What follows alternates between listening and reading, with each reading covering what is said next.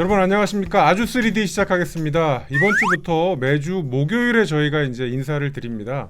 예고편에서는 수요일에 3D, 금요일에 닥스 그래서 네. 수스 금닥이라고 제가 말씀드렸는데요. 수정하겠습니다. 수요일에 저희가 그 영상을 촬영을 하고 녹화를 하고 그 다음에 아주 각고의 노력을 기울인 편집을 해서 매주 목요일 저녁에 찾아뵙도록 하겠습니다. 어제 있었던 조국 전 법무부 장관의 재판 네. 이 얘기부터 먼저 좀 해보겠습니다. 조국 전 장관이 검사한테 버럭했다. 그 얘기만 가지고 모든 매체들이 그 버럭 얘기를 썼는데 직접 본 우리 김태형 기자 좀 얘기를 좀 들어보겠습니다. 재판에 나온 조국 전 장관이 그 관련한 내용을 얘기하다가 버럭한 건데 이 버럭한 포인트가 한두 네. 군데가 아니에요. 여러 군데에서 버럭했어요? 예, 왜냐하면 그 검사들이 같은 질문을 반복해서 물어보고 대답을 해도 똑같이 또 물어보고 이런 식으로 하니까 왜 자꾸 물어보시냐? 이건 내가 대답할 게 아니다라는 식의 대답이 나왔던 거죠. 대표적으로 지금 언론에서 보도가 되고 있는 건 그 당시에 유재수 사건이 그렇게 큰 사건이 아니라고 했는데 왜 백원우 전 비서관까지 투입이 됐냐라는 점이에요. 근데 그 당시에 백원우 전 비서관이 투입이 됐던 건 3인회의라고 이제 그 조국 전 장관과 박형철 전 반부패 비서관 그리고 백원우 전 비서관이 회의를 하고 나서 금융위에 통보하는 과정에 백원우 전 비서관이 이제 투입이 됐던 거지 엄청난 역할을 했던 건 아니었거든요. 간단하게 설명하면 그래요. 이제 3인 회의인지 뭐 이렇게 하는 와중에 유재수라네 이거 자꾸 좀 감찰하려는데 자꾸 옆에서 이상한 소리들이 들어와요. 그러니까 조국 장관이 그랬던 게 누구야 도대체? 누가 그래요? 좀 알아봐요. 라고 한 겁니다.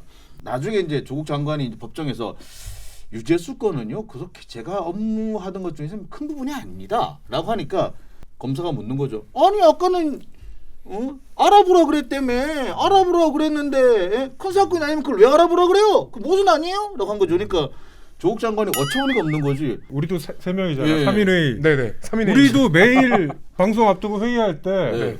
어떤 아이템들이 이제 쭉 나오잖아요. 적어도 네. 한 대여섯 개 나오고 그럼 그 중에서 우리가 3개를 이제 그 3D로 아이템으로 선정을 하잖아요. 네. 유재수 감찰권이 이제 회의 주제에 올라왔는데 네. 자 그거 알아보세요. 네. 그렇게 하고 이제 다른 얘기를 중요한 얘기를 먼저 더 많이 했다. 네, 그 얘기죠. 쉽게 말하면. 네. 그렇습니다. 조국 장관 입장에서 되게 약간 황당했을 겁니다. 그래서 버럭했다기보다 아니 그게 왜 무슨 일이에요? 라고 얘기하는 대문인 거다. 민정수석이 하는 일이 한두 가지가 아닐 텐데 그렇죠. 그리고 정권 초반이어서 그때 당시 적폐청산의 어떤 가장 큰 화두가 있었고 그리고 검찰 개혁도 그렇습니다. 있었고 예.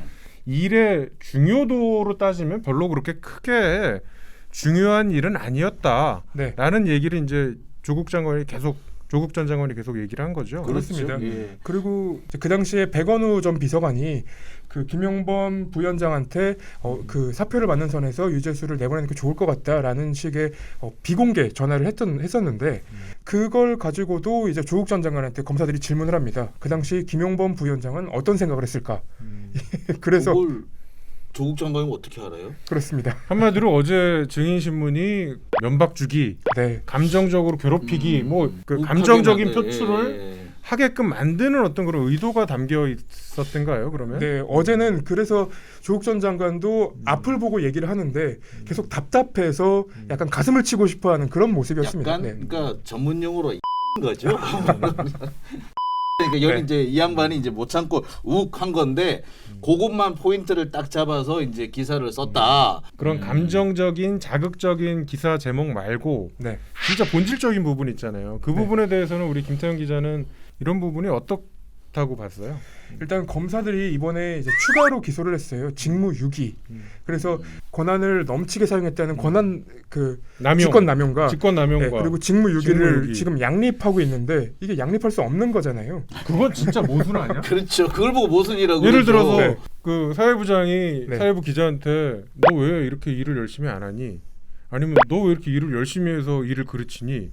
두 가를 한꺼번에 그렇죠. 갈궜다는 얘기 아니야? 그렇죠. 예. 이 부분은 정말 우리 저 법학 박사 과정. 과정에 있는 이게 과연 가능할까라는 생각이 들어요. 그래서 저도 그 부분을 도저히 이해를 못 하겠습니다. 이거를 글쎄요, 저거 네. 상상 밖의 법 적용이라. 예. 직권남용 직무유기가 사실 다 성립하지 않을 것 같은 게 어제 재판만 봐도 그 당시에 조국 전 장관, 그러니까 당시 민정수석이 독단적으로 결정한 적이 없고요. 그리고 금융위에 대해서도 사표를 받으라고 직접 얘기한 적이 없습니다. 그렇군요. 앞으로 조국 전 장관 재판 지금 어떤 일정이 잡혀 있어요? 자녀 입시 비리 관련한 건 아직 시작도 못했습니다. 그래서 재판은 조금 더 길어질 걸로 보입니다.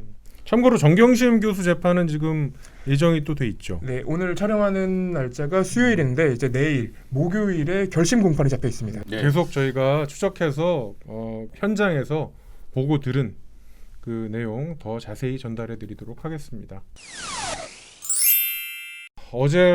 그제 또 윤석열 검찰총장과 추미애 장관 또 한번 붙었죠. 예. 근데 사실 저는 추미애 장관과 윤석열 총장을 너무 이렇게 대등한 위치에 놓고 전쟁 이렇게 표현하는 게 과연 적절한가라는 생각도 들고요. 법상으로는 그냥 항명 아닌가요? 그렇죠. 이게 윤석열 총장이 항명을 하고 있는 걸로 봐야죠. 재밌는 사실은요. 그동안 이제 추미애 법무부 장관이 대권 후보로 거의 거론된 바가 없는데 이번에 약 3% 정도 지지율이 나왔다. 지나가는 말로 제가 추미애 윤석열 다음 대선에서 붙을 수도 있어 이 얘기 한번 했던 것 같은데. 네. 그때 너네들이 나를 되게 무시했던 것 같아요. 아니요, 그럴 리가 무시한 없어요. 적은 없죠. 아니, 그런 적 없어요. 이런 와중에 지방 순시를 저 윤석열 총장이 하고 있단 말이죠. 네. 근데 제일 처음 갔던 데가 대전이었는데 네. 충북, 진천, 또 충청도를 또 갔어요. 지난 시간에 그 얘기를 하셨지 않습니까? 은근슬쩍 올 때 진천 들르는 거 아니야? 그랬잖아요. 무릎팍도사 우리 한번 네. 만들어 봐야 되는 거 아니야? 근데 이렇게 정확하게 맞출 거라고는 그러네, 진짜. 예. 한편으로 보면 이 양반 생각이 그거밖에 안 되나? 부장검사들, 신임 부장검사들 대상으로 특강을 했잖아요. 특강 내용의 발언에 또 굉장히 큰 의미를 담은 기사들이 많이 나왔어요. 네, 대표적으로 살아있는 권력에 대한 수사를 언급을 했는데 저는 이 기사를 보면서 자기 자신을 수사하라는 건가라는 생각을 좀 했습니다. 저도 똑같은 생각을 했는데요. 네. 살아있는 권력이라는 부분을 놓고 봤을 때 정말 무소불위의 권력, 살아있는 권력은 30년 동안 검찰이었다. 그렇죠. 근데 한편으로는 좀 이제 윤석열 총장이 좀 실수를 하셨다는 생각이 들더라고요. 프랑스 혁명을 들면서 검찰권 독립을 얘기를 하셨다는데 프랑스 혁명에서 나오는 얘기는 검찰권의 독립이라기보다 검찰권의 분산이었어요.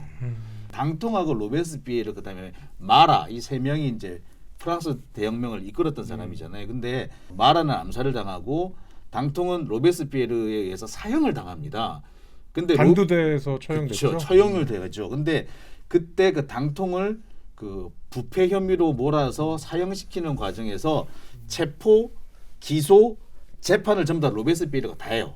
정적을 암살하는데 사법권이 악용될 수 있다라는 사례를 대표적으로 보여주고 그 뒤에 이 사법부를 분리해야 된다. 그래서 재판, 기소, 수사를 분리하게끔 만든 것이 프랑스 대혁명의 그 경험이거든요. 윤석열 총장이 어떤 의미에서 얘기하셨는지는 모르겠으나 예를 좀 잘못 든 것 같아요. 정말 핵심적인 포인트는 검찰 내부 조직의 어떤 기강과 우리끼리 똘똘 뭉쳐야 된다라는 얘기를 하면서 썼던 두 단어가 있어요. 형 누나 같이. 검찰 지상주의자인 윤석열 총장이 검찰 가족들 그리고 특히 부장검사들이 형 누나처럼 동생 검사들을 잘 돌봐야 한다. 이거 무시무시한 말이에요. 그렇죠. 사실 네? 조직을 강조하는 사람들, 집단 중심주의를 내세우는 사람들이 가장 많이 써먹는 비유가 가족이거든요. 그렇죠. 저는 검찰 개혁도 충분히 여기 대입된다고 보는데요. 검찰은 검찰 스스로의 할 일만 묵묵히 하면 되는 거거든요. 그들이 형과 누나, 패밀리, 가족이 돼서 정치 검사, 검찰 정치 이런 부분들이 나왔던 패단이 시작이 바로 그 부분이 아닌가 싶어요. 검찰 개혁에 가장 반하는 단어가 바로 형 누나 네. 아니었나 싶습니다. 저는. 네. 근데 이제 형 누나라고 하니까 갑자기 생각나는 게 왜 형 누나들은 화환을 잘 안 보내잖아요. 아무리 좋은 일 있어도 예. 자기들끼리니까.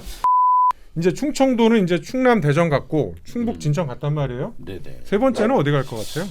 남은 건 대구밖에 없어요. 대구요? 네, 대구밖에. 그 다음에 이제 보통 저 춘천을 가는 경우가 있습니다. 예외적으로 이제 저는 수도권을 갈 수도 있다고 봐요. 왜냐하면 그렇죠. 정치적인 어떤 그런 지역으로 놓고 보면 실제로 좌우하는 표는 수도권에 제일 많잖아요. 그렇습니다. 저는 다음으로는 바로 여의도만 가지 않으시길. 남부지검? 검찰 게시판 이프로스. 네. 우리 저 김태형 기자가 그 이프로스에 글 올라간 그 내용을 네, 쭉 정리한 거를 단독 입수했다면서요? 네 여기저기 돌아다니면서 싹싹 예, 긁어왔습니다. 싹싹 긁어 왔습니다. 그래서 다 모아 보니까 상당한 분량이 됐고 또 상당한 내용이 됐습니다. 아까 형 누나 말씀하셨는데 윤석열 총장이 말하는 형 누나는 부장 검사들이거든요. 네. 근데 보니까 형 누나들이 정말 글을 많이 쓰셨더라고요. 그러니까 실제로 어떤 여성 검사님은 그 이완우 검사랑 최재만 검사 그 글에다가 오라버니라는 글을 썼더라고요. 오라버니 응원합니다. 이렇게 그래서 이제 형 누나 발언이 와닿더라고요. 형 누나의 언니 오빠까지 올려야 되는 거 아닌가 그러면? 자, 이프로스 그 게시판에 올린 글 댓글 중에 네. 제일 어처구니 없거나 뭐 이런 댓글은 뭐가 있었어요? 저는 첫 번째로 눈길이 갔던 게 이문정 검사님의 댓글이었습니다. 네. 여기 보면은 검사 게시판을 통해서 고민을 나누고 우리 문제를 직시하여 고치려는 움직임을 일으켜보려고 대단히 긴 시간 버둥거렸다. 여의치 않았고 리딩 케이스 판례 몇 개라도 만들어 보는 걸로 계획을 수정한 상황이다. 내부 구성원들의 생각이 깨어나지 않으면 검찰은 바뀌지 않는다라는 이제 글이 올라와 있습니다. 이에 대해서 예전에 그 이문정 검사님을 공개적으로 비판했던 정유미 검사님이 여기서도 댓글로 5개 정도를 할애해서 굉장히 공개적으로 폭풍 댓글을 비판합니다. 달았더만. 네, 공개적으로 비판을 합니다. 이문정 검사님이 쓴 개혁이라는 단어는 알맹이가 없다. 그래서 알맹이 실종됐기 때문에 현실이 한탄스럽다. 이런 주장을 했습니다. 근데 그 말 자체도 알맹이가 없어요. 그렇습니다. 뭐가 어떻다는 얘기인지 이제 네. 댓글을 쫙 보면서 답답한 게 이 검사들 글 알아? 맞아? 글솜씨도 그렇고요. 되게 좀 알맹이와 돌멩이로 서로 그 주고받았잖아요. 네. 저는 뭐 여성 검사가 적었던 글이 되게 눈에 들어왔었는데요. 그러니까 저는 누구든지 진정한 자유를 누릴 수 있는 진리의 편에 서고자 한다. 권력의 시녀가 되어 같이 권력을 휘두르려고 했던 작금의 행태를 근절하고 권력도 검찰을 이용하여 권력을 유지하려고 했던 역사를 근절하고자 하는 검찰 개혁에 찬성하는 중이다. 현재 뭐 추미애 장관의 그 항명하거나 반박하거나 이런 글들이 네. 대부분이지만 나름대로 검찰 개혁에 대한 본인의 입장을 밝히면서 소신을 밝히는 자유에 대한 얘기를 하는 검사들도 꽤 많았었다고 저는 보거든요. 네. 그러니까 대략 지금 저희 계산을 해보니까 이 최재만 검사한테 붙은 댓글이 이제 지난 주말 기준으로 했을 때 150여 개 정도 되고요. 그다음에 이환우 검사한테 붙은 댓글이 한 80여 개 정도 됩니다. 근데 이 중에 30개 정도는 똑같은 댓글이 있었어요. 그래서 그거를 제외하고 한 번에 여러 명이 댓글을 단 경우 정유미 검사처럼 이런 경우가 있었는데 그거까지 제외하니까 한 180명 선에서 왔다 갔다 하는 것 같습니다. 이중 댓글 중에서 제일 제가 좀 유치한 감정 싸움을 걸려고 하는구나라고 했던 부분인데 이문정 검사 댓글에다가 너도 정치 검사로 보인다. 이렇게 되면은 사실 이렇게 말장난 되잖아요. 그렇죠. 네. 모 검사는 그러더라고. 그러니까 국가 운영 체제와 이념이 다름에도 너무나도 중국을 닮아가고 있는 우리 형사사법 시스템의 변화. 왜 갑자기 중국이 나오죠 여기서? 저거 좀 황당하더라고요. 아니, 중국 사법 제도였으면 검사들 지금 다 잡혀갔어요. 뭐 지금 뭐 북한도 아닌데 무서워서 말도 못하는 세상. 저는 이 부분은 진짜 그야말로 모순 아닌가요? 할 말 다 얘기도 하고 하잖아요. 있어요. 예. 그리고 저는 사실 되게 약간 기분 나빴던 게 몇 년 전까지만 해도 교사들의 시국 선언에 단지 서명을 했다는 이유로 벌금형 선고받은 교사들이 있었어요. 그 사람들을 기소한 사람이 누구냐? 검사들이에요. 그러면서 공무원들이 정치적 중립을 위반했다 또는 단체 행동을 했다라고 해서 이거를 단죄를 했는데 검사님들의 지금 행동도 역시 그 시국 선언하고 되게 비슷해요. 누구 한 사람이 글을 딱 올리면은 그게 막 동의합니다 올리는 게 결국 시국 선언이잖아요.